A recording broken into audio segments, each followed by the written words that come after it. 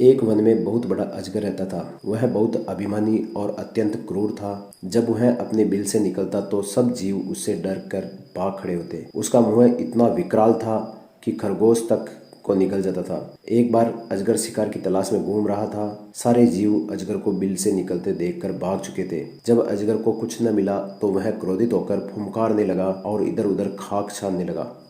वहीं निकट में एक हिरणी अपने नवजात शिशु को पत्तियों के ढेर के नीचे छिपाकर स्वयं भोजन की तलाश में दूर निकल गई थी। अजगर की फुंकार से सूखी पत्तियां उड़ने लगी और हिरणी का बच्चा नजर आने लगा। अजगर की नजर उस पर पड़ी। हिरणी का बच्चा उस भयानक जीव को देखकर इतना डर गया कि उसके मुंह से चीख तक न निकल पाई। अजगर ने देखते ही देखते नवजात हिरण के बच्चे को निगल लिया।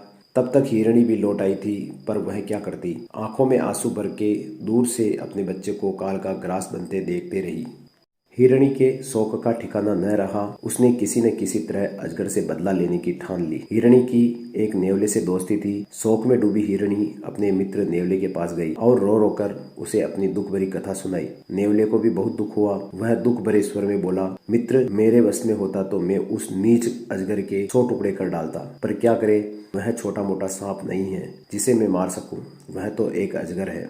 अजगर अपनी पूंछ की फटकार से ही मुझे अधमरा कर देगा। लेकिन यहाँ पास में ही चींटियों की एक बाम्बी है। वहाँ की रानी मेरी मित्र है, उससे सहायता मांगनी चाहिए। हिरणी ने निराश स्वर में विलाप किया, पर जब तुम्हारे जितना बड़ा जीव ही उस अजगर का कुछ बिगाड़ने में समर्थ नहीं है तो वह छोटी सी चींटी क्या कर लेगी। नेवले ने कहा, ऐसा मत सोचो, उसके पास चींटियों की एक बहुत बड़ी सेना है। संगठन में बड़ी शक्ति होती है। हिरणी को कुछ आशा की किरण नजर आई। नेवला हिरणी को लेकर चींटी रानी के पास गया और उसे सारी कहानी सुनाई। चींटी रानी ने सोच विचार कर कहा, हम तुम्हारी सहायता अवश्य करेंगे। हमारी बाम्बी के पास एक सक्रीला नुकीले पत्थरों भरा रास्ता है। तुम किसी तरह उस अजगर को उस रास्ते पर आने के लिए मजबूर करो। बाकी काम मेरी सेना पर छोड़ दो। नेवले को अपनी मित्र चींटी रानी पर पूरा विश्वास था, इसलिए वह अपनी जान जोखिम में डालने को तैयार हो गया। दूसरे दिन नेवला जाकर सांप के बिल के पास अपनी बोली बोलने लगा। अपने शत्रु की बोली सुनते ही अजगर क्रोध में भरकर अपने बिल से बाहर आया। नेवला उसी सकरे रास्ते वाली दिशा में दौड़ा। अजगर ने उसका पीछा किया।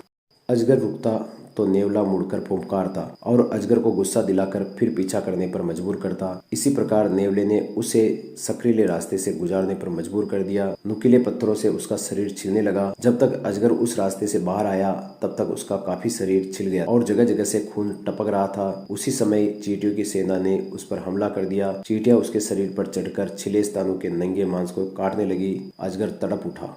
उसके शरीर से खून टपकने लगा, जिससे मांस और छिलने लगा और चींटियों को आक्रमण करने के लिए नए नए स्थान मिलने लगे। अजगर चींटियों का क्या बिगाड़ता। वे हजारों की गिनती में उस पर टूट पड़ी। कुछ ही देर में क्रूर अजगर ने तड़प तड़प कर दम तोड़ दिया।